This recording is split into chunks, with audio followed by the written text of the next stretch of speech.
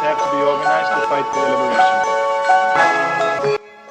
liberation. GW Apparel, a clothing that speaks. Something for the kings, something for the queens.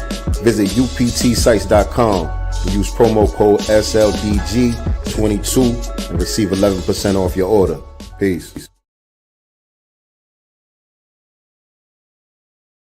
It's the Ticket Plug. We've been running an online ticket business for over a decade, and now we've created an easy way for you to do the same thing through our private ticket resale community. Joining our community will give you a way to flip your bread and generate profit income consistently. We provide you with all the tools, training, and resources needed to start your life-changing online ticket business. Zero experience needed. To join our ticket resale community, go to thetickettrap.com. Again, go to thetickettrap.com. That's thetickettrap.com. The Master's Table by DJ RP Beats and Sincere Love to God, now playing on the internet's #1 destination for true hip-hop. Introducing truthhiphop.com, a meticulously curated platform designed for connoisseurs seeking a superior quality of hip-hop. Immerse yourself in an unparalleled experience of 100% bar-heavy, authentically crafted, real hip-hop. Discover the essence of the genre, reminiscent of its golden era, now playing exclusively at truthhiphop.com.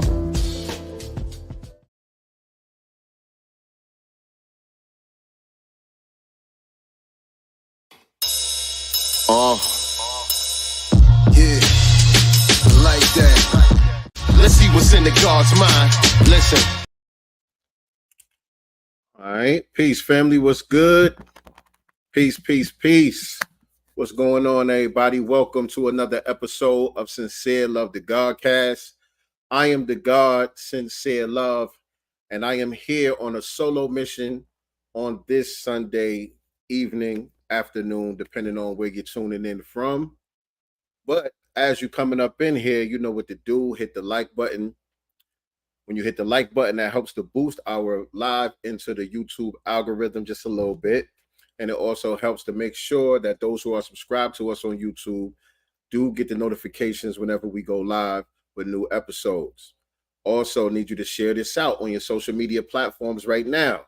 Click that share button and copy the link and let everybody know that we are live right now on Sincere Love the Godcast. If you're not already subscribed to us on YouTube, Godcast Enterprises on YouTube, Sincere Love the God on YouTube, make sure you hit the subscribe button as well as the notification bell so you can be reminded whenever we go live with new episodes of Sincere Love the Godcast.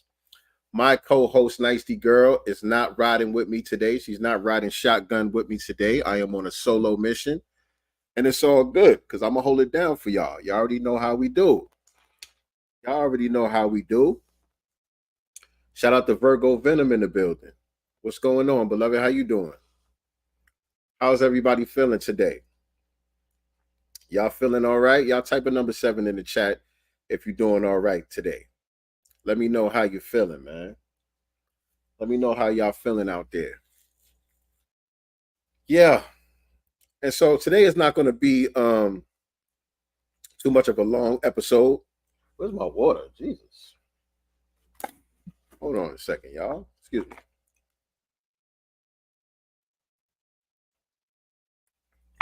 Excuse me. I'm not going to do a super long broadcast today. Today is going to be more like a reaction video. There's a video on social media. It's been around for a while. I've seen it a while ago, but a lot of people send this video to me every so often. I'll get sent this video of people asking me what I think about it and stuff like that. And so I wanted to take the time today just to do a reaction to that video, and we're going to get into that shortly.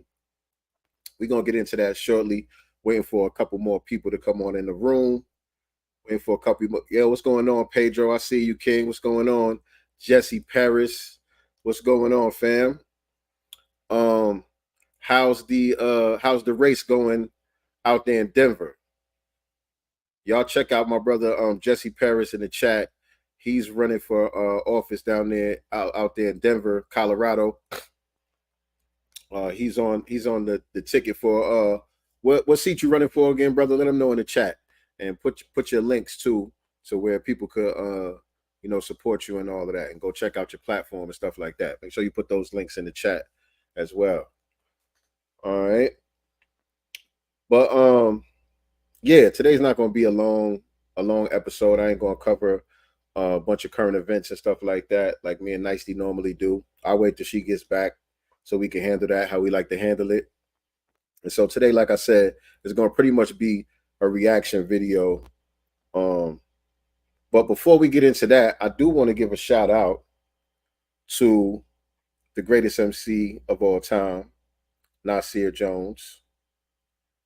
I do got to give a shout out to the greatest MC of all time, Nasir Jones. This past weekend, I think it was yesterday, they had the second annual, what's it called? The Hip Hop Grandmasters Awards. And so the foundation that he's a part of, called Paid in Full, they started this annual hip hop award show. It's called the Hip Hop Grandmaster Awards, where they not only recognize and award and salute some of the hip hop legends, but they putting together resources to make sure that some of the pioneers of the genre are going to be okay, which is something that's very dope. Very, very dope. I love to see Nas in this space doing stuff like this. As a hip hop head myself, as a lifelong fan of the genre, rap music, growing up, some of these people have been great inspiration to me. Some of these people have been my heroes. These are people whose posters was on my wall when I was a child, helped me hone my craft as an MC and all of that. And a lot of the early pioneers didn't really get their just due. They didn't really get the proper compensation. And everybody's not able to reap the fruits of their labor and the benefits and the rewards, that kind of match up to the impact that they actually had on the world, what they actually brought to the world. And so putting something together like this to make sure that, they could look out for some of the pioneers is very dope to me. Last year was the first one, and they recognized Rakim and Scarface. And I think they gave him like $500,000 and like some type of healthcare package, where they make sure that they health issues or whatever is taken care of and all of that. Nice package that they put together for them. So they're not just giving them a trophy and saying, "Yo, you was dope. We love you." They got this nonprofit organization where they actually raise funds, and they put together these events where people come and donate, and you got to pay a lot of bread to get up in the event, and all of the proceeds go towards the foundation to be able to help out some of these legends and pioneers and put them in position to win. You know what I mean? So that they could really be recognized for the work that they put in out here. And so to me, I think that's very dope. And so I definitely want to shout out my favorite MC, Nasir Jones. Like I said, it's good to see him in this space, aging gracefully in the game and doing things like this. These are some of the things to me that really solidify his position in the game. You know what I'm saying? We already know about his skill set on the mic. You know what I'm saying? We already know about his catalog and all of the classics and all of that. That's one thing. You know what I'm saying? But to really be living and breathing and embodying this culture, when you really don't have to, you know what I'm saying? Nas made enough bread where he could be like most of these guys and just sail off into the sunset. You know what I'm saying? But to want to go back and lift up some of the people who paved the way for you to be in the position that you're in is very honorable. You know what I'm saying? So like I said, it's called the Paid in Full Foundation. That's the name of the foundation they have. What's going on, Mama Love? Mama Love in the building. And so this year, hold on, it's called Paid in Full Foundation. And like I said, last year they had Rakim and Scarface as the what do you call it, the nominees or whatever. And so this year, and I can't play like the music from the videos. I'll let y'all see some of the images and stuff, but I can't play the sound. And so this year they got Grandmaster. Can't play the music. They got Grandmaster Caz. You know what I'm saying? Grandmaster Caz is being recognized as a true architect of hip hop. Grandmaster Caz laid the foundation for the genre we know and love today. As a Bronx native, Caz's quick wit and braggadocio style influenced rap's biggest names from Will Smith to Big Daddy Kane. His legendary group, the Cold Crush Brothers, helped perfect harmonized rap, while Caz's ghostwriting on Rapper's Delight changed the game forever. And so now, you know, he's co-hosting a show on Sirius XM called That's the Joint. He continues to push hip hop's legacy forward. As y'all know, he was also one of the talking heads on Microphone Check, the hidden history of hip hop, you know, setting the record straight about the origins of hip hop and all of that. And so he getting his flowers this year at this event. And they also got Roxanne Shante, honoring Roxanne Shante, one of hip hop's true pioneers. She blazed her way into history as a rap battle champ out of Queensbridge. Her fearless diss track, Roxanne's Revenge, made waves in the 80s, cementing her legacy as a force to be reckoned with. From dominating alongside the Juice Crew to becoming the blueprint for every female rapper that followed, Shantae's impact is unmatched. Now she's using her voice not only on her Sirius XM show, Have a Nice Day, but also an advocate for foster children in need. Yeah, because I think she's a psychologist too. I think she went and got her degree in psychology, and if I'm not mistaken, she has a practice out there in New York. You know what I'm saying? So Roxanne Shante getting her flowers, very dope. And Kumo D, another hip hop honoree at this year's Paid in Full Foundation event, the Hip Hop Grandmasters.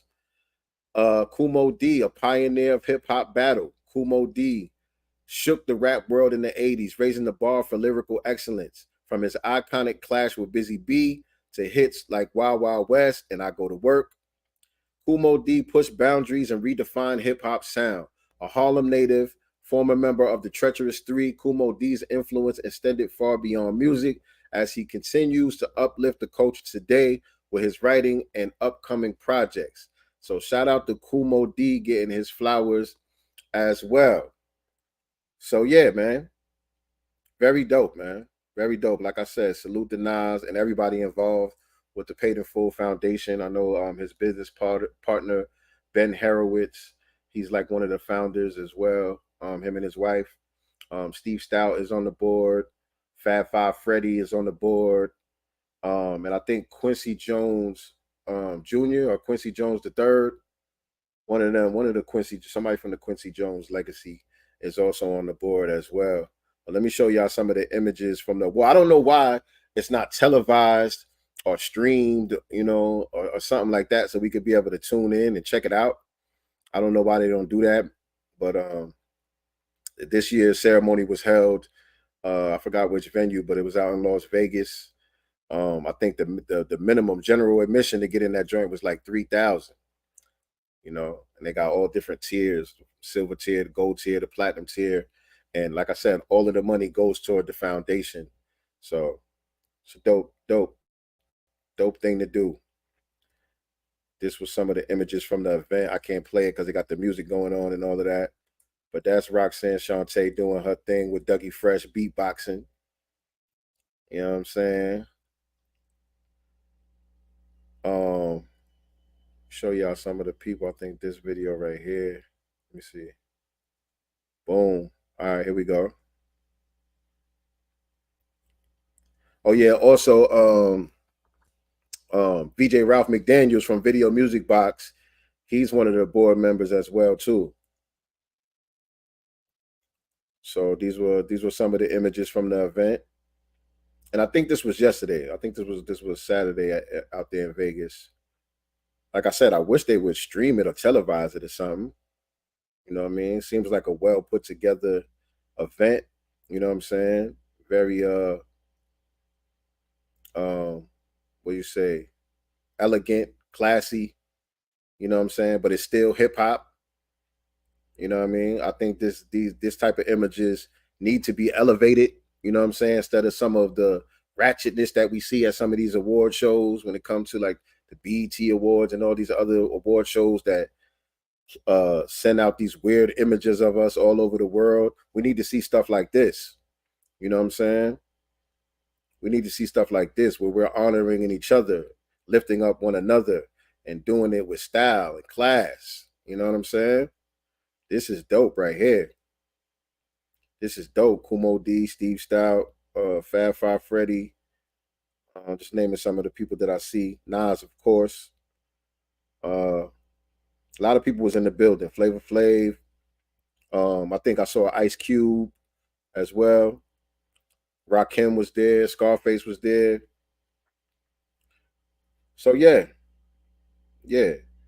Just wanted to shout out to the God MC, man, and give him his props for putting that together. What's this title about? LOL. Yeah, we're going to get into that in just a second. Shout out to Ray in the building. Are black men the weakest link? And so, like I said, Nicety Girl's not with me today. I'm doing a solo mission. And so rather than covering the current events like we normally do, this is going to be more of a reaction video broadcast because there's a video that's been floating around social media for a while that I'm going to play in just a minute. A lot of people send me this video periodically. Like people send me this video and ask me what I think about it. And so I say, you know what, let me just talk about it on today's episode of Sincere Love the Godcast. So if you just got up in here, make sure you hit the like button. Make sure you share this out on your social media platforms and all that. Let everybody know that I'm live right now. If you're not already subscribed, make sure you hit the subscribe button. So we're going to get into it, Mr. Ray. We're going to get into it. Let me tell you what the title is about. Are black men the weakest link? That's the question that I think is essentially being asked on this video that I'm going to do a reaction to. To me, that's what it sounds like this guy is asking. That's the overarching thing that I'm getting out of it. And so y'all might see it a different way than I see it. I'm going to tell y'all how I see it, and y'all can give y'all feedback in the comment section and let me know what y'all think about this. And so the video was posted, I think, today or maybe yesterday by my son. And somebody has sent it to me this morning. I seen it this morning when I was at the gym. Somebody sent it to me and asked me what I think about it. And I'm like, yo, you know, people always be sending me this video, asking me my thoughts on this video. So, you know, let me let y'all know what I think about it. Let me give y'all my feedback and what I think about it. And so we can go ahead and get this started right now. Hold on. We can go ahead and get this started right now. So are black men the weakest link? I think that's the question that this brother is trying to ask. And now this brother, I don't know his name. I don't know what his handle is on social media. Shout out to my brother Black Voltron in the building. What's going on? It's 100 degrees out there.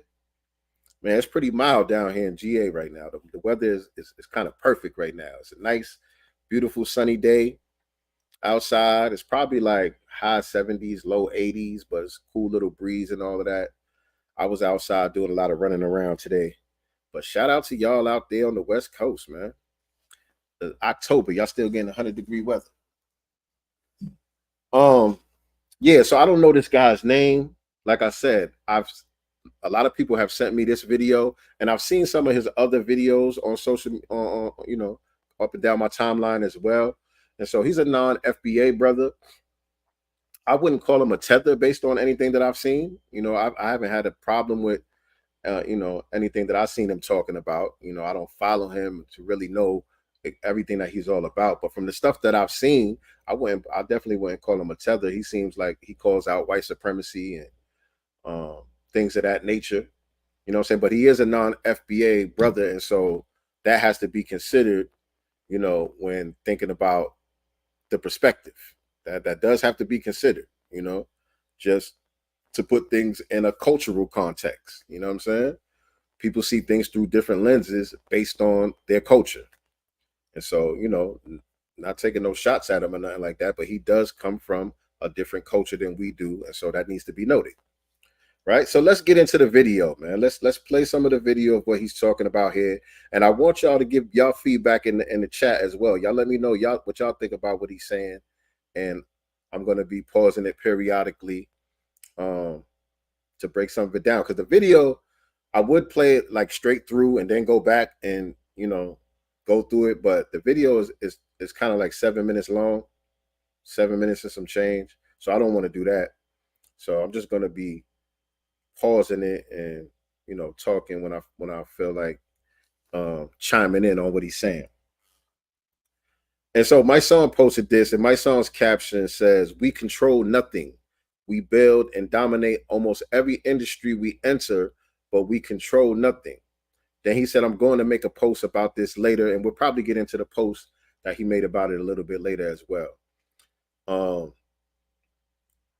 I think it's important to get into this conversation and to unpack this conversation because I hear this theme a lot, not just in this video, but the narrative that is the underlying theme. And what he's saying here, I hear that a lot. And it's not always from the Coon class or the Tether class. Sometimes you hear the same theme from people who are well-meaning. You know what I'm saying? Sometimes you hear that from people who are well-meaning. And I think it comes from a lack of collective self-esteem and a lack of knowledge of self. Also, you know what I'm saying? Really understanding who we are and what our history and the things that we have accomplished.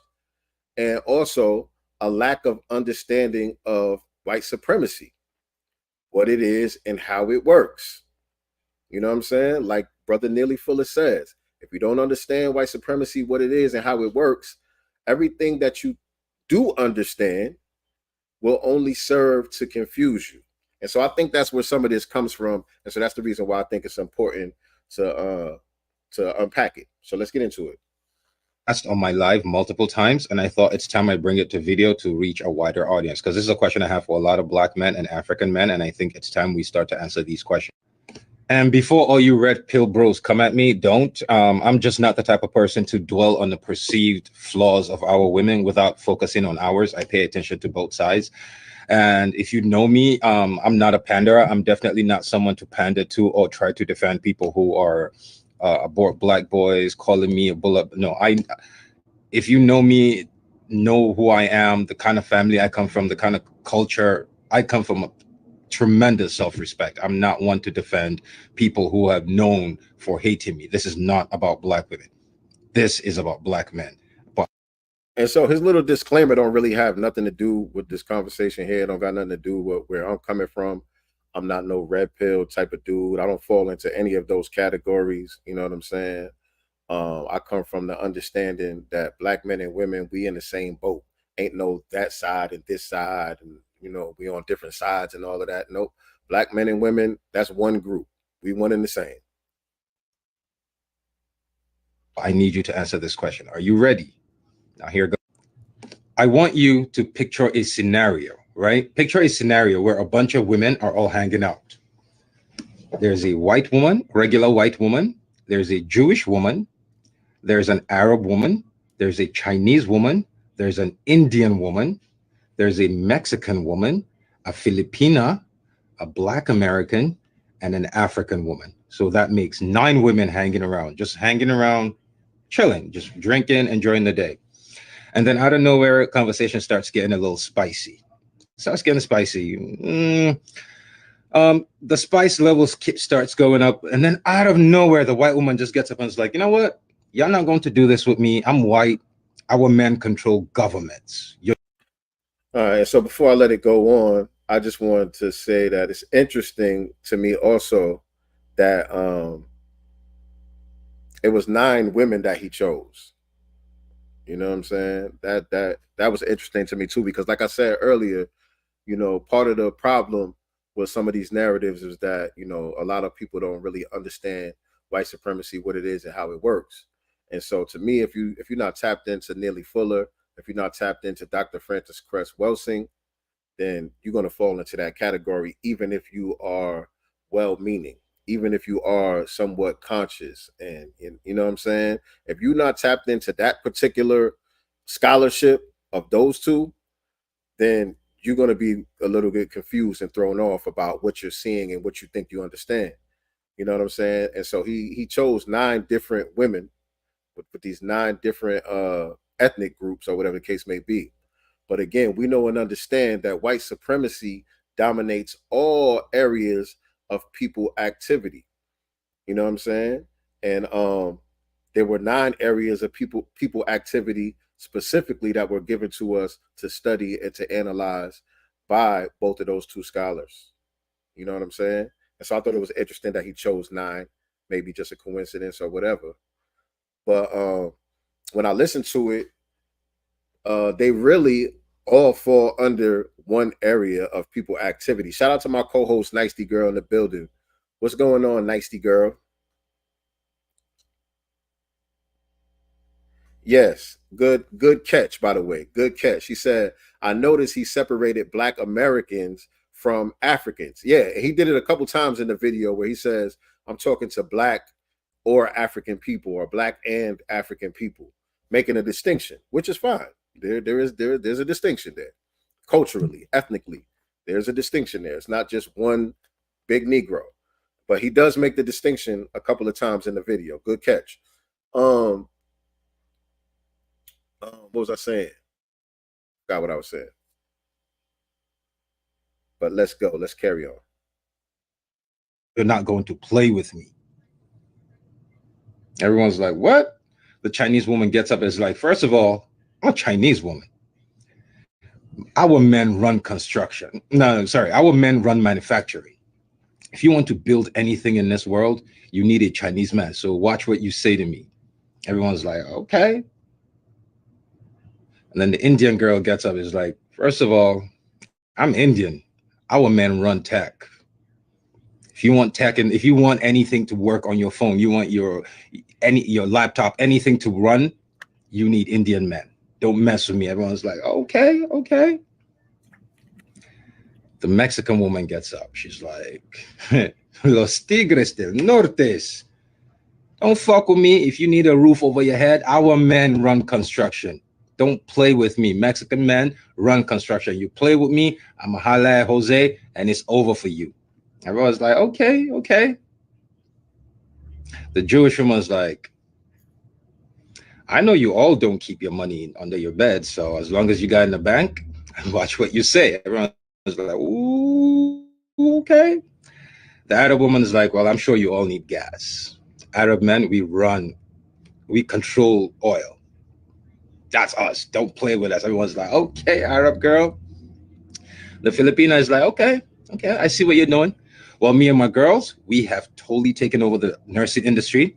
And have you noticed something? Our men are slowly taking over. In 10 years, none of you bitches can get a vaccine without a Filipino man, and we will all be housewives. So checkmate. Everyone's like, oh, okay. So Black men, in this scenario, what have we given Black women and African women to brag about or clap back about? Like, what have we given our women to brag about? What aspect of this world, what industry, what important part of infrastructure in this world do Black men control? African men, the entire continent of Africa that belongs to us, what part of it do we control? All right, cool. So I was able to let a good bit of that play so everybody could really get the gist of what he was saying. And so, again, the reason why I think it's important to cover this and unpack this, because on the face of it, it seems logical. It seems like it makes sense, right? So I think, to me, like, if a young brother or sister were to hear that, like, say, one of my kids or something, well, my kids, I know my children, if they was to hear that, they would probably send it to me and ask me what I think. You know what I'm saying? But the message that is received from somebody, who is not really learned, somebody who just coming across this on social media, the message that is received, especially to a young person, is that Black men are the weakest link. You know what I'm saying? That's the question that's being asked. Are Black men the weakest link? And that's what's being suggested, that all of these other groups of men seem to have it figured out and have their stuff together and are smart enough to get organized and put themselves in positions to be able to prosper as a group. But Black men are the only ones that just can't get right. You know what I'm saying? I think average person coming across that video, that's the message that they're going to receive. And if you don't know no better, you're going to internalize that. You're going to internalize that, and that is what causes or contributes to the low collective self-esteem that we have as a group. Those type of narratives. You know what I'm saying? No matter how well-being it may be, the road to hell is paved with good intentions. You know what I'm saying? The end result is going to be a negative effect on the self-esteem. You know what I'm saying? A negative outlook on your own people. You're going to start to look at your own people, the people that look like you, a certain way, and you're going to put these other groups on a pedestal above your own people by just buying into what's being said on that surface level, right? But is it true? Is what he's saying actually true? And like I said, all of those examples that he gave really fall under one area of people activity, and that's economics. You know, he's talking about jobs for the most part, people having jobs, working in a certain industry. But what he's saying is that they control that sector of the job market, but they really don't. All of those sectors that he's talking about are controlled and dominated by white supremacy. So the only ones at the table that can really pop their collar like that is the white woman and the Jewish woman, who's also a white woman. They really the only two that could really pop their collar like that, talking about controlling anything. Everybody else just got a job. And the thing about it is, the part that's being left out, the nuance that's being left out of the conversation when you throw that out there like that, is that the understanding that all of these other groups have been allowed a certain proximity to whiteness. All of these groups have been elevated as buffer classes. Black people are the only group who have never been allowed any proximity to whiteness, nor have we ever desired it as foundational Black Americans. We've never desired it. We've never fought for it. We've always fought for justice for all people. We always fought against there being a system of white supremacy. All of these other groups have fought to have a comfortable position within the system of white supremacy for themselves. Their whole entire disposition has never been, let's dismantle the system altogether. It's like, okay, the system, you want to have this unjust system, that's fine. Just don't treat us like you treat the niggers. That has been the disposition of all of these other ethnic groups, especially when they come here. You know what I'm saying? And so that's something that needs to be pointed out, because otherwise, what's left to be gleaned from that dialogue, that diatribe, is that something is just innately wrong with Black people. Something must be wrong with us. All these other groups seem to have it figured out, except for us. So something must just be wrong with us. But so you're not explaining why Black men and Black people as a whole are in this position, as opposed to some of these other groups, and why they've been able to seemingly make some sort of progress. Right? All of these other people have been assisted and elevated. Black people, foundational Black Americans, have been sabotaged over and over again. There's nothing wrong with us at all. There is absolutely nothing wrong with us. In fact, we have the most ingenuity. Really, we have the most ingenuity. We are the most feared competitors on the planet, which is the reason why the system is directed specifically at us. The system is in place specifically to keep us at bay. Nobody else has to be systematically held back. Other people can be assisted and they still not a threat to the system. Black people, we have to be systematically held back. Foot has to be on the neck at all times because they already understand that we the ones that make lemons out of lemonade. You understand what I'm saying? So the message that's being given by him posing this question is that everybody else got it figured out except for us, and we just can't get right. But the reality is the exact opposite. The reality is the exact opposite, because not only are these other ethnic groups elevated and assisted to get in the positions that they're in, they also work against us along with the white supremacists. We can't leave that out of the conversation.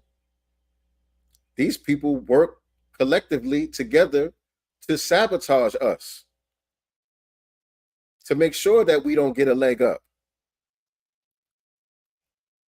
That's part of the deal. That's part of the deal. Like I said, especially when they get over here, they have to go through these hazing processes and prove that they're willing to practice anti-blackness as a group, and they get rewarded for it. So black people are the ultimate targets of the system of white supremacy, and all these other ethnic groups, they go along with that, and they assist with depriving us and keeping their foot on our necks as well. So all of that has to be brought into the picture when you ask a question like this. You know what I'm saying? Because the question is, okay, so what's wrong with us then? That's what I would ask this brother. Okay, so if this is true, what you're saying, if what you're saying is true, all of these other women can pop their collar because they men control this, that, and the third, and black women can't pop their collar because they men ain't shit. If that's true, then the question becomes why? And what's wrong with black men? What's wrong with us? Is there something just innately wrong with us where we just can't get right and we can't figure it out? We know, everybody I know that's here tuned in right now, I know that y'all understand that that's not the case. Right, Ray? He said he's wrong about Hispanics controlling construction. Hold on, let me read your comment. Hold on, where'd it go? Where'd your comment go? Say he's wrong about Hispanics controlling the construction is BS. Let them act up. They will ship new immigrants to replace them in their practically easy to learn jobs. Right. And that really goes for damn near everybody that all these groups that he named, like I said, other than the white woman and the Jewish woman who is also white. Everybody else is still under the thumb of white supremacy. They don't control those industries at all. They might dominate those jobs as far, numbers wise in certain areas, because he talked about the Filipinos dominating in nursing. I guess that depends on what part of the country that you're in, because I know like down here in Georgia and where I'm from in New York, the majority of the people that's in nursing are really Africans and Caribbeans. It's a lot of mostly Africans and Caribbeans numbers wise that are the majority of the nurses. He said Filipino, so I don't know where he's at, where that may be the case. But the point is, yeah, they might have the numbers on those jobs, but they don't control the industry. They don't call no shots. They don't make no policies. They don't, cut no checks. You know what I'm saying? They don't determine anything. They show up to work and they get a paycheck. That's it. That's it. And so I think later on in the video, hold on, let me play. Hold on a second.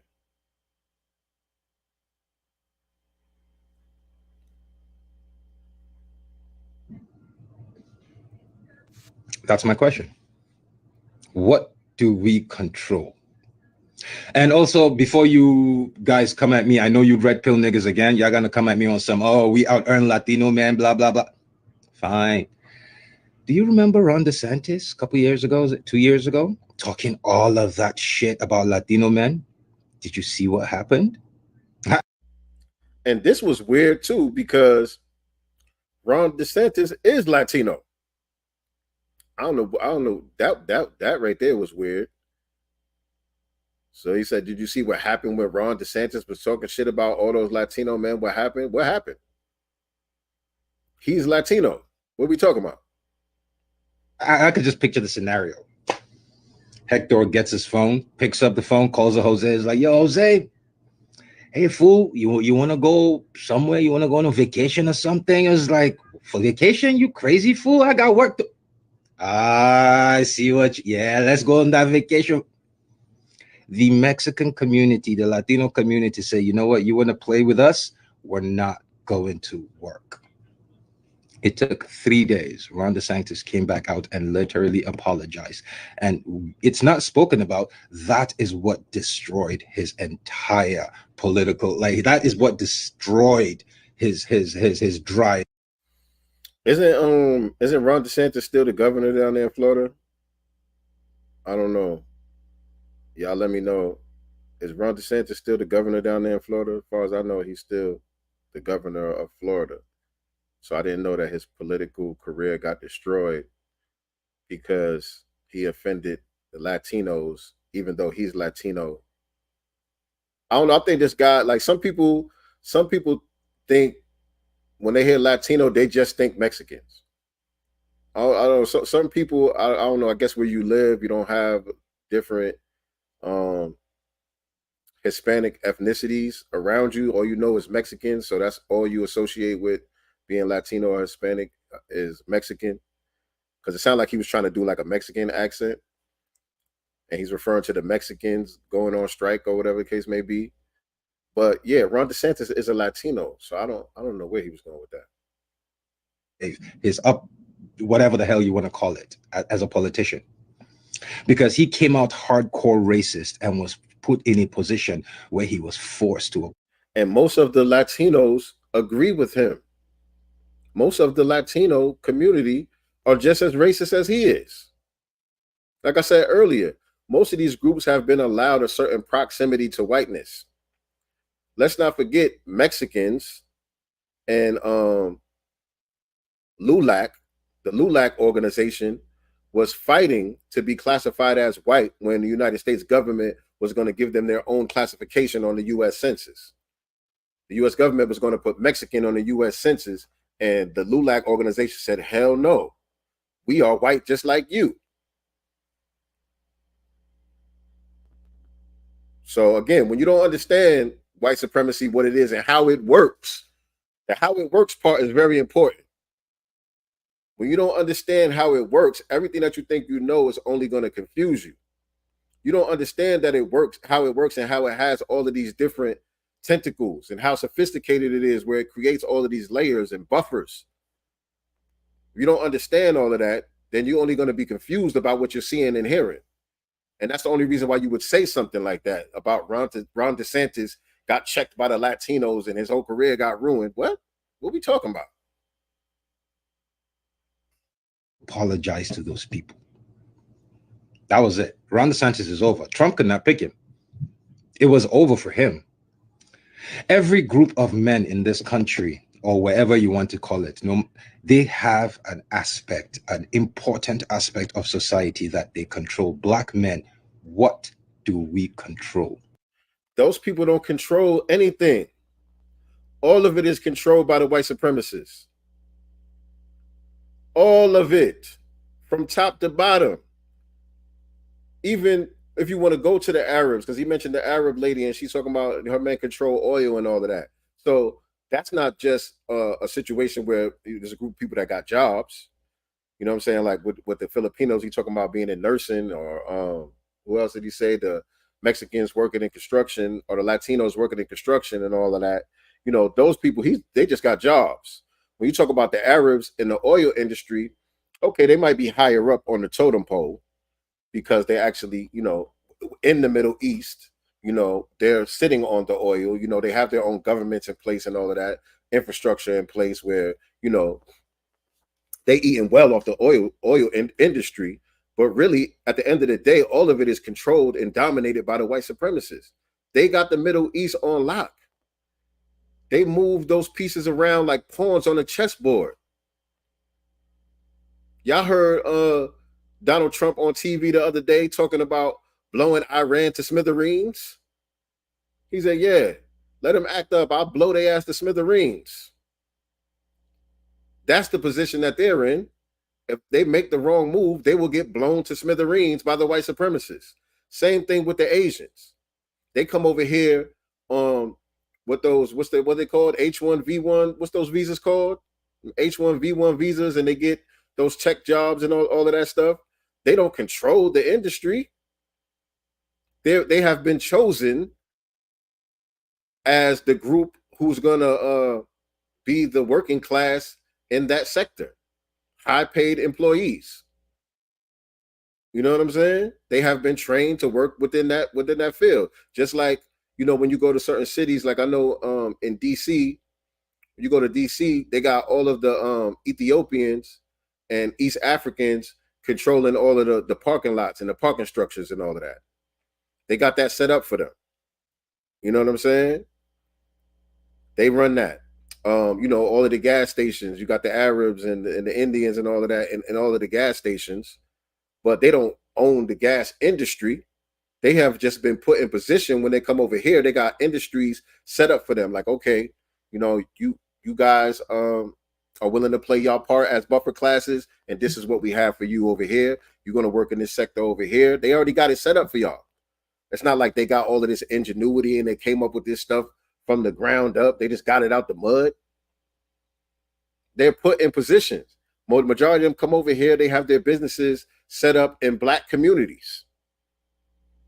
The liquor stores, the hair, the beauty supply shops and the nail salons and all of that stuff. They come over here. They get all of that stuff set up in the black communities. You know what I mean? They can show up here, not speaking English, ain't got 2 pennies to rub together, don't got no credit history, no nothing. Next thing you know, they got a storefront full of goddamn supplies. You think they just did that on their own? These people are being assisted. They are being funded. They're being financed, put in position to be able to siphon the wealth out of the black community in order to keep us as a controlled bottom class. This is all systematic. No, none of these groups are doing anything on their own, and then they don't control anything. Hold on a second. I'm not talking about our earnings. Yes, when you go look at earnings, black men, we do good. Regardless of what people say about us, the data shows we're doing amazing. But as a collective, what do we control? Music? Nope. Jewish men control that. So that's the contradiction right there. That's the contradiction right there. Hold on a second. So you can say, I don't know who he is. Mama Love said invite him to have a debate about the subject matter. I don't even know who he is, what his name is on social media or nothing. I don't know who he is. But that was the contradiction right there. He said, what you going to say? Music? Black men control music? Nope. That's controlled by Jewish men. So black people, you know, we might have the numbers and we dominate as the talent within the music industry, and we've created all the genres and all of that stuff, but the record companies and the distribution companies and all of that aren't owned and controlled by us, which is true. But the same is true for those Filipino nurses. The same is true for those Latino construction workers and all of the other people that he named. It's the exact same dynamic. It's the exact same dynamic as us in music, as us in sports. It's the exact same dynamic. We the ones on the field and the ones on the court scoring all the points. but we don't control the industry. It's not our stadium. We're not taking home the lion's share of the revenue that is generated from our talent. That is the same thing with all of these other groups that he named. It is the exact same case.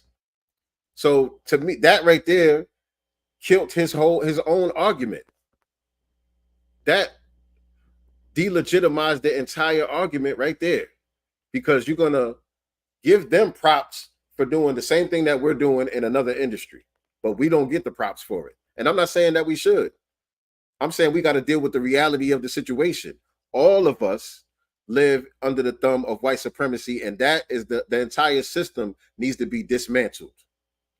That is the reality of the situation. It's not like everything is all fair across the board and some people are just doing better than others and we just so happen to be in last place. No. Let me read what some of y'all saying in the comments. Let me go back a little bit. Let me read what some of y'all saying. Hold on, because y'all been going in. Y'all been going in. I concur and say, okay, that's the point of him making this video, spread doubt among Black Americans. I wouldn't say that because he's talking about Black people in general. He's not saying this specifically about foundational Black Americans at all. That's the reason why he said Blacks and Africans. He's saying Blacks and Africans. So he got African people across the globe included in his whatever you call it, diatribe. You know what I'm saying? And Africa needs to understand that this is happening to them as well in their countries. It's white supremacy. Absolutely. Absolutely. It's the same exact thing over there. They got the numbers. They sitting on top of all of the minerals and the oil and the cobalt and everything else. They sitting on top of it. It's underneath their feet, but they don't own it. They don't control it. It's all owned and controlled and dominated by the white supremacists. All of it. The entire globe. I personally know these other ethnic groups get assistance. I know for a fact that they get free housing through programs like Section 8 and public housing. Literally free housing. They'll have 20 on a voucher. Yo, facts. I talked about this a little while back. When I was in the grocery store, I was online behind an Asian couple. They had a couple of kids, like a little newborn baby and a couple little kids, and they was checking out on the line in front of me, and they had EBT card and they had a whole bunch of WIC checks. So it was taking them a minute to check out because it was like, okay, they had everything, they had everything categorized. Like, okay, we're going to pay for this with the WIC. We're going to pay for this with the WIC. We're going to pay for this with the EBT. And we're going to use a little bit of cash for these items right here. So they had everything separated. So it was taking them a minute to check out. And I'm behind them online, just doing the knowledge. Like, okay, this is interesting. You know what I'm saying? And then when we get outside, they jumped into a brand new, I ain't gonna say brand new, but it was an up-to-date Audi truck. They got into an Audi SUV truck, clean as a whistle, after they just spent an EBT card and some WIC checks with a whole goddamn cart full of groceries. And my black ass behind them, all I got is cash money. I ain't got no type of assistance, you know what I'm saying, to get these damn groceries. I'm like, well, God, I'll be damned. How y'all get that? So that's a fact. Virgo Venom. I mean, who said that? Ray? I think Ray said that. We've been building homes. We don't need no Hispanics. Facts. And that's another fact that we're going to get to in just a minute. They ain't doing nothing that we ain't already done. None of these groups that he's talking about are doing anything that we haven't already done. And we've done it on our own while being undermined, without no assistance, while being undermined. We've accomplished everything that he's talking about they accomplished, and then some, while being undermined. That's why I'm wearing my Make Black Wall Street Great Again shirt right now. That's why it looked backwards on the screen for y'all. I think y'all see it backwards, but it says Make Black Wall Street Again. You know what I'm saying? Hold on, let me read some more y'all what's the names? Y'all comments. I'll take it even further. What field is that brother dominant in his own life? How many wins does he personally have against the system of white supremacy in his area of the world? Filipinos only dominate nursing in Cali. Okay. Yeah, I was wondering because where I'm from, it's mostly Africans and Caribbeans. What this video represents is the Caribbeans need to practice the death by 1,000 cut strategy. They all play this game. Filipinos are dominant in nursing out here in the Bay in Northern California, but they're just lower level RNs, LVNs, PAs, and MAs. They don't run a damn thing. Facts. If you don't understand racism, white supremacy, what it is and how it works, everything else you think you understand will only confuse you. And he had Nelly Fuller had what do you call it? He had edited that a little bit to take out what you think you understand. He changed it from everything else that you think you understand to everything else that you do understand, which is even deeper. It's not everything that you think you understand will only serve to confuse you. Everything that you actually do understand will only serve to confuse you. That's how heavy it is.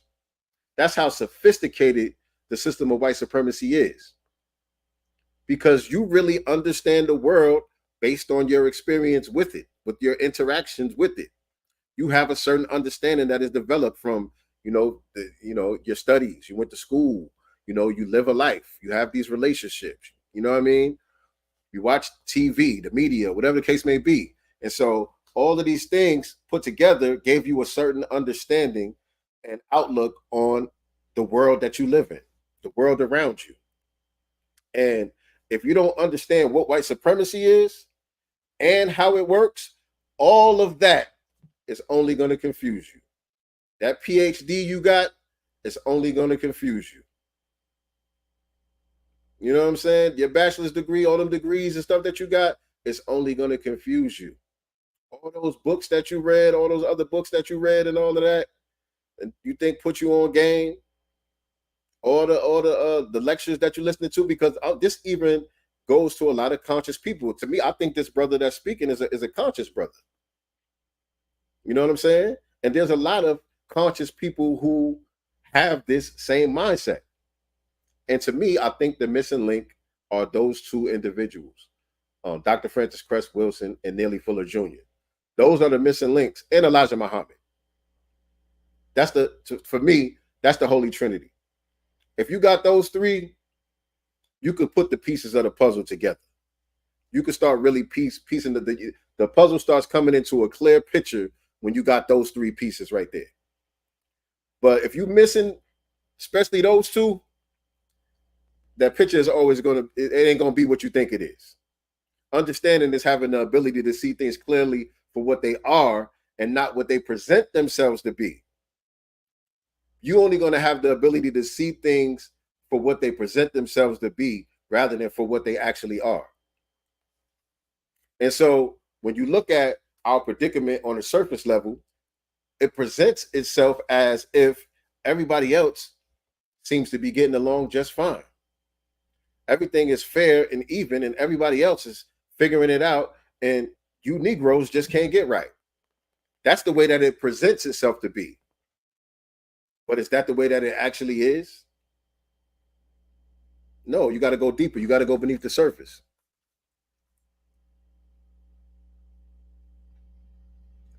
Let me see what y'all talking about. Yeah, they put them in position before all these halal stands at NYC. There were Eastern Europeans selling hot dogs. Right. They have stuff set up for them already when they get over here. Exactly, Sincere. How do these immigrant teller businesses get millions of dollars? Right. Another thing that I talked about before was the taxi medallion, the taxi industry in New York City. And those taxi medallions, I don't know if they're still as valuable as they used to be, with the advent of Uber and Lyft and all of that stuff now. It might not be as valuable as it once was. But at one time, those taxi medallions, which is basically the certificate that you need in order to operate taxi cab in New York City, those were extremely valuable. Talking about worth millions. Some of them could be worth millions, hundreds of thousands. And you have people coming over here in the 90s and the early 2000s from places like Sri Lanka and all of these other Asian places, India and all these different places, coming over here, getting walked through the process of getting these loans, $50,000, $100,000 loans, to get a hold of these taxi medallions so they can get into the taxi service. If you've been to New York City, you know we don't drive the cabs out there. We the ones that can't get picked up by no damn cab out there. Y'all remember that?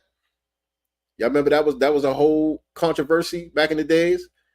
It was a bunch of Africans and Indians and all of these other people who was driving the cabs and wouldn't pick black people up. Remember, even Raekwon said something about that in one of his joints. Africans denying niggas up in yellow cabs, musty like funk, waving their arms, the Arabs. Raekwon called that shit out. Wait, what song is that? Sit back, cooling like Kahlua on rocks. I think that was on the Cuban Links album. Raekwon called that shit out back in 95. He was talking about musty tethers driving cabs. Raekwon and Chef was talking about musty tethers driving cabs back in 95. God damn it. We do it on hard mode, right? Jamar said we do it on hard mode. That was started by the Black Panthers and the stop signs. Then they copy it and take it away. What was started by the Black Panthers? I maybe I was talking about something in the chat. What was started by the Black Panthers? I missed that.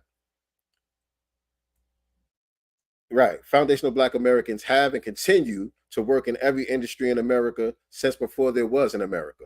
Facts. They ain't doing nothing new. Mama Cress Wilson, she's my hero, my shero, hands down. Then comes Granddad Dr. Anderson. Fact. Shout out to Sizzler Capleton in the building. Now, Sizzler Capleton, you got the heritage flag as your icon, but you got the Sizzler Capleton name. Are you a Caribbean brother, FBA brother? Where's your family from? Today is Nearly Fuller's birthday, ain't it? Is it today? How fitting of a topic that we touch on. And today is Nearly Fuller Jr.'s birthday. Happy birthday to the grandfather, Nearly Fuller Jr. What is he, 96? 95. Happy 95th birthday to Nearly Fuller Jr. Still putting in work out here. Still putting in work out here to this day. 95 years old. Oh, you said my big three? You said my big three? It ain't really my big three. I don't really have a big three, you know what I'm saying, when it comes to the scholars like that. But I'm talking about as far as when it comes to understanding white supremacy, to having a real understanding of what the system is and how it works, as far as just that right there. You know what I'm saying? Because there's many scholars that cover different areas that are very important. So I don't want to really rank them like that. But I'm just saying, as far as in order for you to have a solid understanding of exactly what we're up against, it's Elijah Muhammad, Nearly Fuller Jr., Dr. Francis Cress Welsing. That's the holy trinity of defining our enemy. That's the holy trinity that gave us a clear look at who our open enemy is and how they operate. Nearly Fuller Jr., Dr. Francis Cress Welsing, and the most honorable Elijah Muhammad. He might have done some good things in the nation, but killed Malcolm X. Jamar said, he said, I disagree with Elijah Muhammad. He may have done good things, but the Nation of Islam killed Malcolm X. Don't think we would be like this if he was still alive. Well, I disagree with you on that, brother. And I wrote a song about it. You like to hear it? Go to your favorite streaming platforms and type in Sincere Love to God DJ RP Beats, the Masters Table, and you can listen to a song that I did called Who Killed Malcolm. We got a song on that joint called Who Killed Malcolm. And on this channel, there is a broadcast that I did with Dr. Wesley Muhammad, where we did a lyrical breakdown to that song, Who Killed Malcolm, as well. And so, yeah, I disagree with that. Elijah Muhammad actually made Malcolm, but that's a whole different conversation. That's a whole different conversation for another day. And look, I got Malcolm X tatted on my arm, bro. You know what I'm saying? I got Malcolm X tatted on my arm. I got just as much love for Malcolm as anybody. You know what I'm saying? I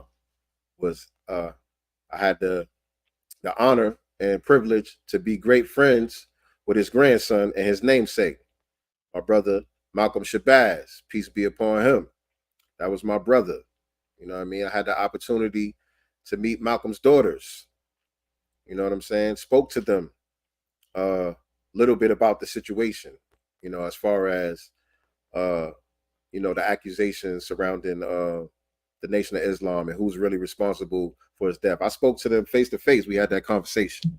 You know what I'm saying? And so I disagree. I disagree with that. I disagree with that. And his attitude and why he gets sick of the pro-black sector.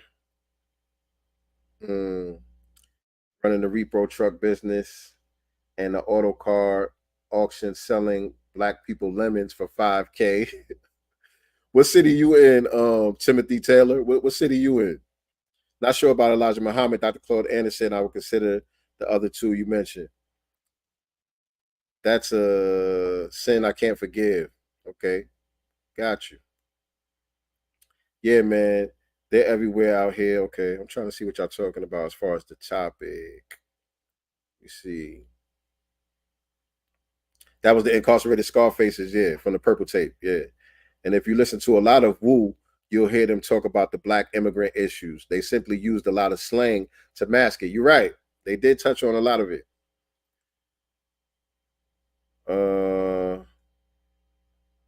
Said my daddy was a swamp engine. Okay. So you FBA then. That's what you're saying?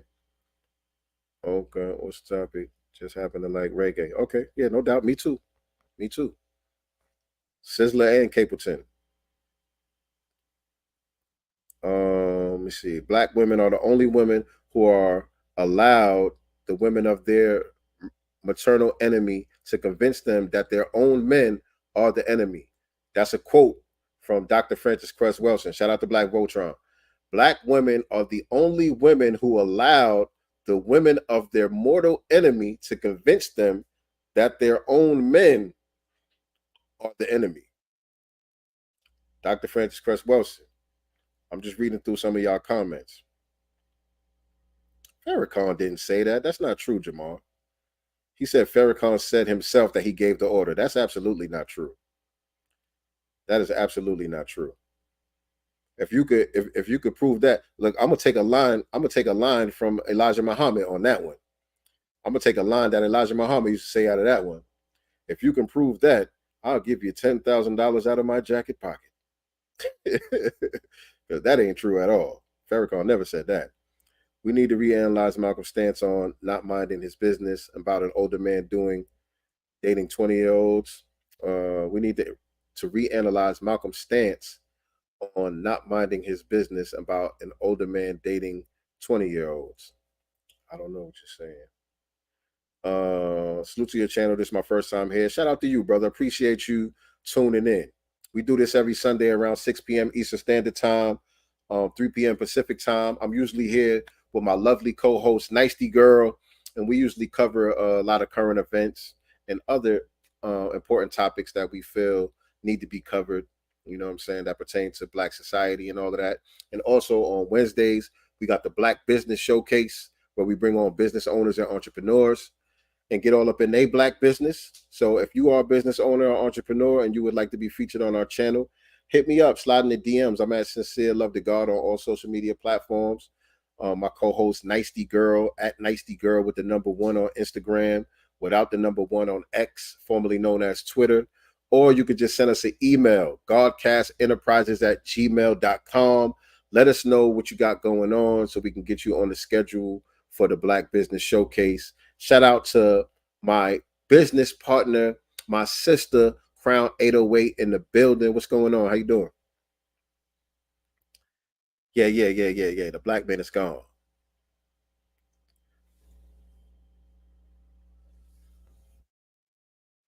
Farrakhan, I don't want to get too deep, but the reasons why I heard Malcolm separated himself, he was a predator. I would just say, continue to study. I would say continue to study and research. The really brainwashed not to respect Elijah. Yeah. There's a lot of, I owe you 10,000. You say I owe you 10,000. All right, well, give me the receipts, brother. I'm at Sincere Love the God on all social media platforms. I would love to have you on my channel one day and get your thoughts on some topics. How you say your name? Plug Sacion? Plug Sacion? Follow me on IG. Despite the differences Malcolm had with the NOI, after discovering what Elijah was doing, he never turned on him with the feds, and Malcolm was killed anyway. Y'all getting off into the Malcolm topic. That's another topic for another day. But what I wanted to say, one thing that I wanted to say about the topic that we're on today, and the question that the brother was asking in the video, he said, all of these other women got these different things that they could brag and boast about their men and pop their collar about their men. What do black women have that they can clap back with? Black women, let me tell y'all something.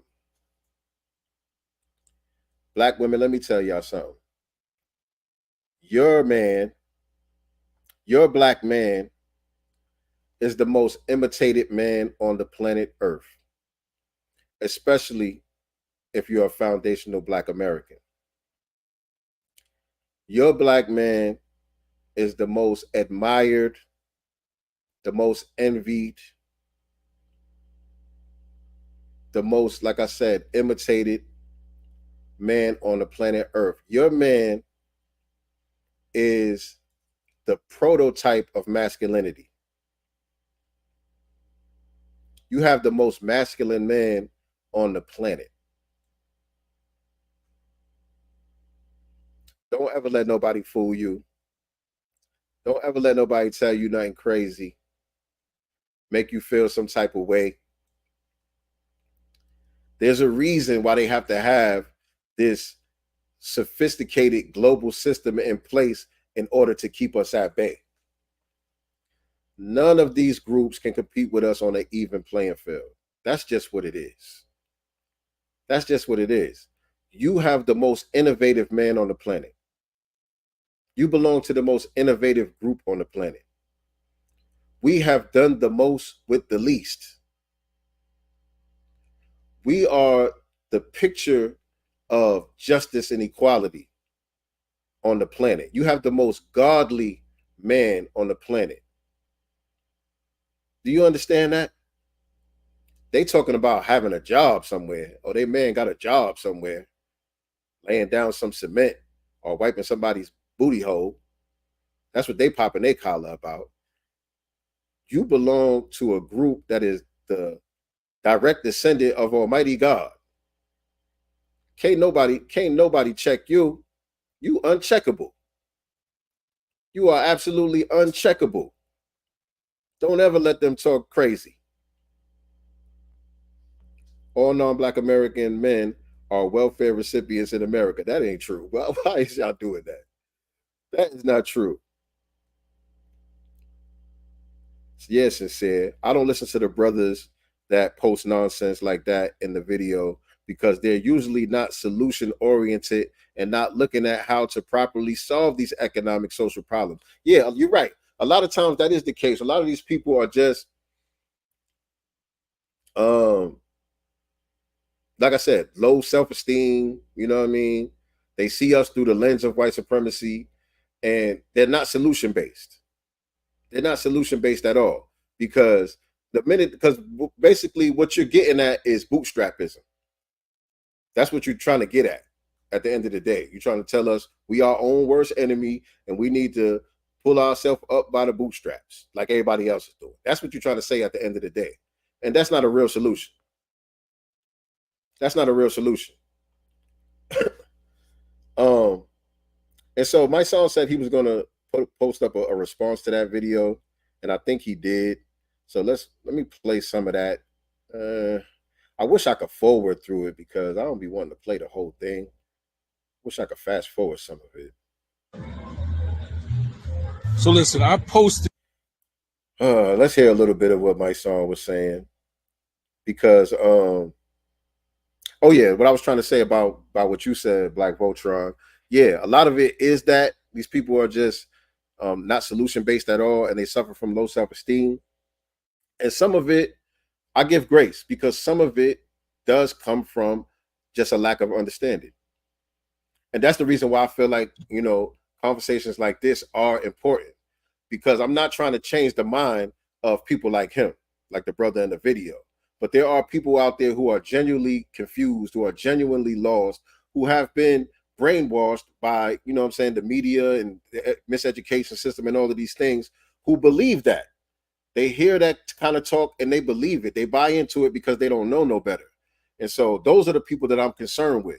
Those are the people that I'm trying to reach with my message, to really understand who you are and what you have done. You know what I'm saying? Because, yeah, before I get into the Mike Song thing, back to the Black Wall Street thing, like I said, make Black Wall Street again. And on the back of the shirt, it names all of the different Black Wall Streets. And this is only some of them, by the way. But it names all of the different prosperous societies that we built on our own in spite of white supremacy. All of these other people that they talking about, they get assisted by white supremacy. So everybody know about Black Wall Street in Greenwood, Oklahoma, Tulsa, Oklahoma. Everybody know about the Greenwood District, Tulsa, Oklahoma. That's the most famous one. But Rosewood, Florida, Weeksville, New York, North Brentwood, Maryland, Blackdom, New Mexico, Mount Bayou, Mississippi, Seneca Village in New York, Glenarden, Maryland, Boley, Oklahoma, Fort Mose in Florida, Wilmington, North Carolina, and many others. That's just some of them. That's just some of the names on the list of prosperous enclaves that we built, where we controlled all of the industries within it from top to bottom. We want to talk about people controlling certain sectors and certain industries. When you went to these districts, we controlled everything within those districts from top to bottom. We built our own hospitals. We built our own schools. All of these other important institutions. We built Foundational Black Americans. We built the most institutions out of any oppressed people on the planet under the thumb of white supremacy. While being attacked and undermined, we did all of this. And so that's the thing. We need to understand who we are and what we have done. And we won't see ourselves that way, as just can't get right. You know what I'm saying? Right. Rosewood. What's that one? Ocoee? Is that Ocoee, Florida? Yeah, y'all name some of the other spots. There's hundreds of them. You know what I'm saying? This is something that we did within 30 to 50 years after emancipation. We have the most, what do you call it? We have the most, the highest educational feat in the history of humankind. What we have done. after being enslaved for over 300 years, where it was illegal to learn how to read and write. You're forced to speak a language that is not your own, and it was illegal for you to learn how to read and write that language. You could be hanged, you could be killed, you could be beaten, all type of things can happen to you or anyone that taught you how to read or write. And within 30 years after emancipation, we wiped our literacy rate in half. That's who we are. That's what we come from. Nobody can talk crazy about us. Allensworth, California, just outside of Bakersfield. Right. Right. Talking about controlling industries. Yeah, we built that. We built that. That's where we come from. Let me play some of this stuff my son was talking about.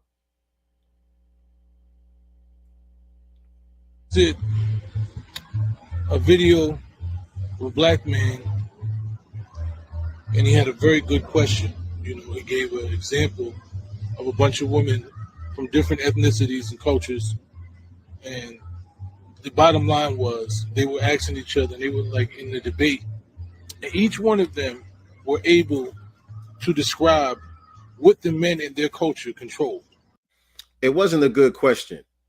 And no, they didn't describe anything that their men controlled. They described jobs that their men have. They described situations where their men have the most numbers in the workforce. That's all they described. They didn't describe anything where they was controlling shit. That's a lie. And so this where the lack of critical thinking comes in at. And that's why I say that, you know, content like this is dangerous, because there's a lot of people who lack critical thinking skills. And so they hear it, they buy into it, and they internalize it because they're not able to think about it critically and filter it out and say, nah, this don't add up right here. Nah, there's more to this story than this. This ain't who we are. And the blacks and the African men, blacks, African American, and African, were not able to have. I love the fact that we got everybody making a distinction. Y'all peep that? I love the fact that we got everybody making a distinction and they're not lumping us all up into one group anymore. Y'all notice that? Y'all notice that they got to put respect on our name, even though they don't want to say FBA, they don't want to say Foundational Black American, they don't want to say Freedman, they don't want to straight up and down use the terminology, but they have to make a distinction. The blacks and the African men, the African Americans and the African men. You have to acknowledge the distinction. You know what I mean? That shows you who's controlling the narrative out here. That shows you that the power is coming from the ground up out here. Anything that they control. And I didn't post this to diminish black men. I didn't post it because I'm not aware of why we don't control any industries or anything within this country. I'm well aware there are systemic issues. There's a history that never allowed black men to control anything. Right? We came here and they intentionally destroyed everything that we controlled every time we had control of it. So that's well documented. And I give him props for throwing that in there. I will give him props for throwing that in there, because that's important to note. If we're gonna have this conversation, you can't leave that out. But don't minimize it when you say it though. Don't just throw it out there as you know what I'm saying, some type of, just disclaimer or whatever the case may be. Nah, that's an important part of the conversation that shouldn't be left out. So he should be pointing out the fact that dude in the video left that part out of it. That's what he should be pointing out. Not just saying, yeah, I'm aware, that there's some systemic issues and all that, but, because that's where you're going with it. Yeah, we know there's some systemic issues and all that, but everything after but is bullshit. I think most people know that. But what I did post it for is to say that we literally control nothing in America. right? We control nothing. I don't give a fuck. We build up everything. We are pretty much the faces of things. We build. When we talk about sports and entertainment, we pretty much have built those industries and don't control any of them.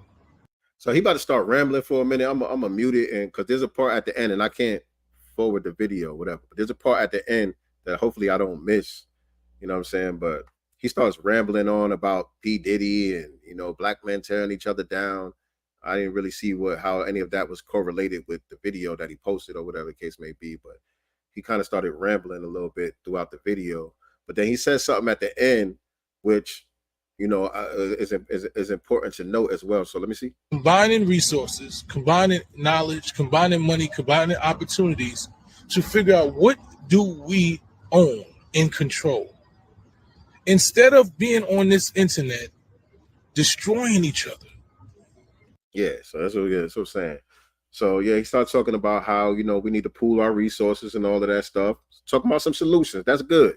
I give credit where credit is due. He pointed out the historical context of us, of there being a systematic oppression against us.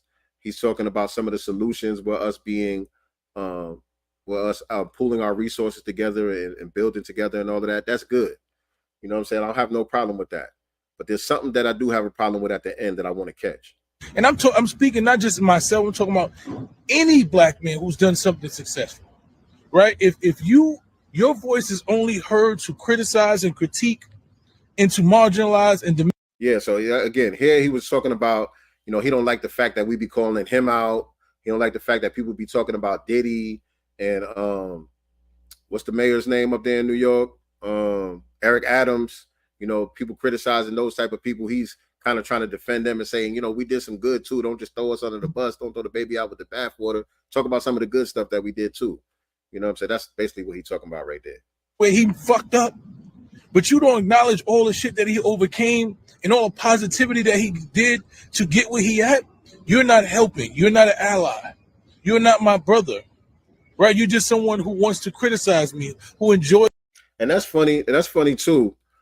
That's funny too, because when we call out the tethers and the Boule Negroes and all of these other people that we say are not our allies, who are worthless, who we be trying to get up out the paint, we being divisive. You know what I'm saying? Which we are being divisive. We need to be divisive from certain people, certain types of people. We don't need to be together with those type of people. But when we call that out, people try to criticize us as if we're doing the bidding of the white supremacists or something. No, we need to be divided from that. We don't need to be together with that. Who enjoys seeing me lose, who enjoys my pain, who wants to celebrate my failures. I wish he would get to the part that I want him to get to. Come on, my son, let's get to it, man. God damn.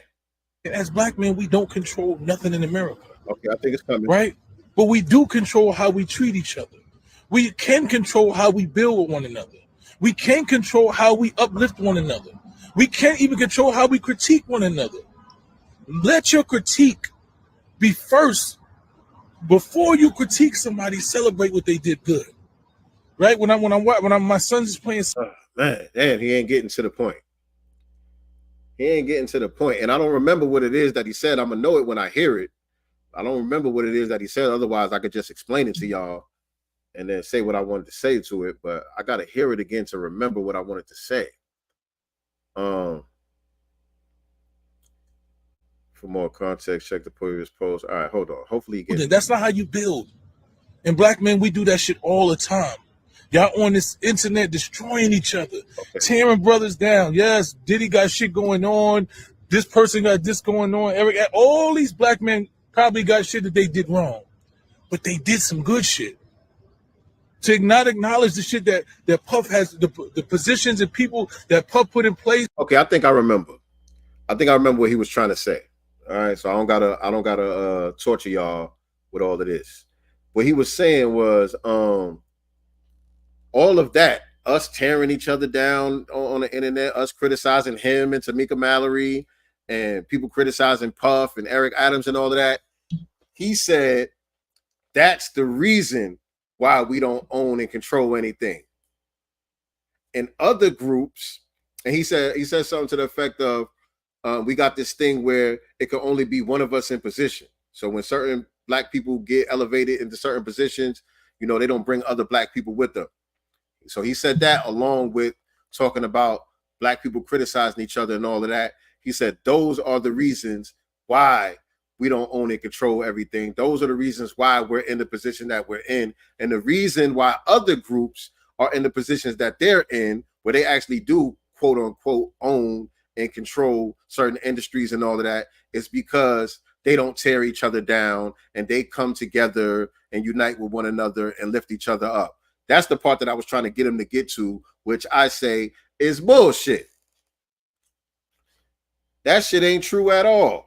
I already explained this whole broadcast. I've been explaining to you how they got in the position that they in. They have been chosen to be buffers. They have been elevated and assisted by the white supremacists to be in the position that they in. It's not because their culture is so much intact and they got all of this unity and we just don't.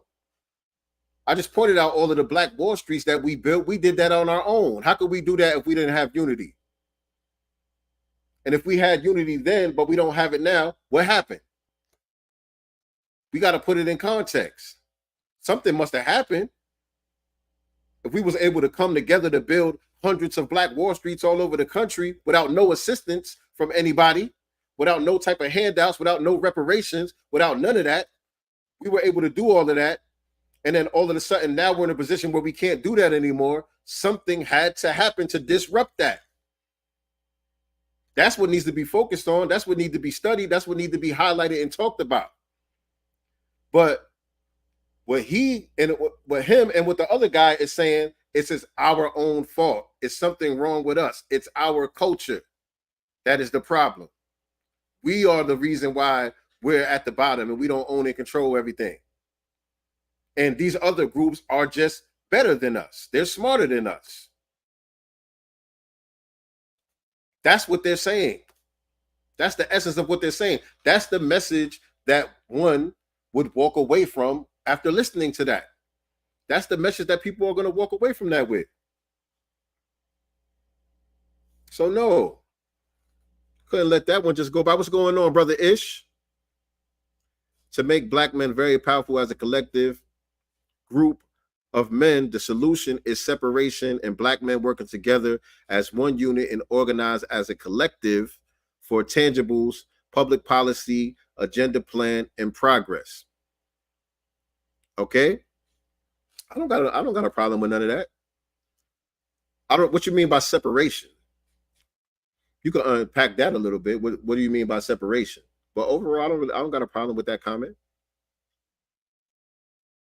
You know what I'm saying? Because there is certain level of self-accountability that we can take. There are certain things that we can do amongst ourselves to improve our situation. Many of us are actively working on some of those things. It's not like, you know, we sitting around doing nothing. You know, many of us are actually working on some of those solutions. But also, like you said, we have to have legislation. We have to have government intervention in order to make us whole and to make us competitive with other groups. That is absolutely necessary. There's no way, even if all 40 million of us tomorrow got on the unity kick, even if all 40 million of us tomorrow put all of our differences aside and started to come together and pool our resources and do all of the things that we can do on our own, we would still not catch up. It would still take hundreds of years for us to catch up to the dominant society. You know what I'm saying? So government intervention, reparations, and all of that is absolutely necessary. That's not an option. That's necessary. No disrespect to our ancestors, but I think the civil rights movement hurt us as a people. Yeah, there were some missteps. There were some missteps made. You know what I'm saying? It ain't no disrespect. We got to be honest about the situation. It ain't no disrespect to none of them. They did what they felt was best at the time, you know, but what they knew and what they had. And again, when you don't understand white supremacy, what it is and how it works, everything else that you understand will only serve to confuse you. So many of our people were confused based off of what they understood. And so there were some moves that were made that were premature. There were some moves that were made that were missteps. There were some chess moves that were made by the white supremacists that weren't observed by our people. We didn't peep game. We got outsmarted in certain ways. You know what I'm saying? Where certain things were made to look like progress actually took us backwards. You know what I'm saying? So I don't fault the elders and the ancestors who were putting in work back then. They did what they felt was best at the time. But when you know better, you got to do better. When you know better, you got to do better. Yeah, absolutely. Integration was the biggest culprit. Integration hurt us a lot. And that's what I mean by one of those chess moves that put us in a messed up position. That was one of those strategic moves that looked like progress to many of our people at the time. There were some people calling it out, you know, the Malcolms and all of that, you know, they in real time were actually calling it out and saying that that wasn't it, that wasn't the move, that wasn't a good idea. You know what I'm saying? But many of our people were convinced that that was actually progress. You know what I'm saying? But it actually ended up taking us backwards. Yes, we've been quoting Neely Fuller all day long. Happy birthday once again to Neely Fuller Jr., man. We've been quoting Neely Fuller this entire broadcast. It was very fitting because we dealing with two people on these videos who I think don't understand white supremacy, what it is and how it works. And all of the things that they do understand is only confusing them. And then they have these platforms where they spread that confusion to many of our people. So the onus is on us to utilize our platforms and our voice to clear a lot of this stuff up. You know what I mean? So that was the purpose of this broadcast today. About to close it out in just a minute. We need separation in Black society between Black men and Black women, and only come together as one unit, as husband and wife in marriage environment. And other than that, separation is so Black dysfunction is totally gone. I don't know. I will have to build with you to really see where you're coming from with that. So you're saying brothers and sisters shouldn't come together? Only husband and wives? I have a company right now called Black Enterprise. I have a company right now called Godcast Enterprises, where I work with two lovely Black women. Those aren't my wives. We ain't sleeping together or nothing like that, but we building together. We doing business together. You know what I'm saying? Isn't that constructive? Isn't that a reason for Black men and women to not be separated and be together? I don't know where you're going with that, brother. Black men and women should only be together if they're married. I don't know. I don't know. That's a whole bunch of to dissect. Yeah. Right. It's a lot to unpack right there with that. You could tell by the way that my son and that other brother talk, they haven't really read anything about Mr. Neely Fuller Jr. Right. And if they have, they just skimmed through it. If they came across it, they just skimmed through it. They didn't do a deep dive. You know what I'm saying? You got to get those ISIS papers, man.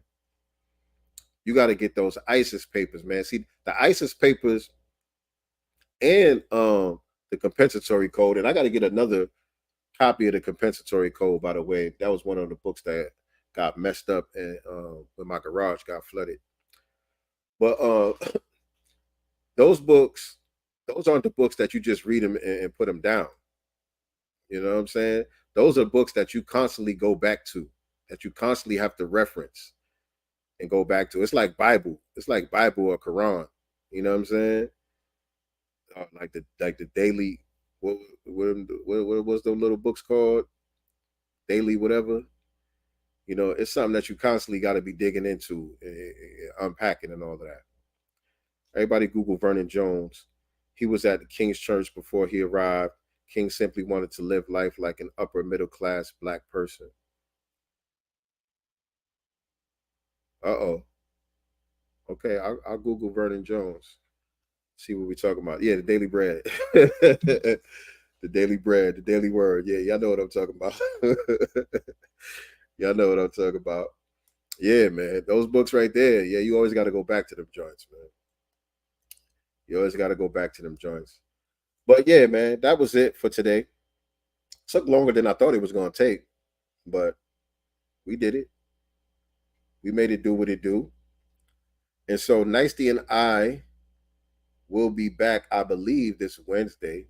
You know, she handles the schedule and all of that for the Black Business Showcase. But I think we do have somebody on the schedule for this coming Wednesday. So y'all just stay tuned, man. Again, if you are subscribed to us on YouTube, make sure you click the notification bell so you can get the notifications whenever we do go live with new episodes of the Black Business Showcase or the Sunday broadcast as well. But that does it for today. I appreciate y'all tapping in with me, family. Appreciate y'all tapping in with me. Always remember, I am not the master teacher. I am only the master student and signal booster for the voices of the new Black media. Happy birthday once again, Brother Neely Fuller Jr. Salute to the family. We out of here. Peace and Black love. That's how you say that. Yeah, like that. Let's see what's in the God's mind. Listen.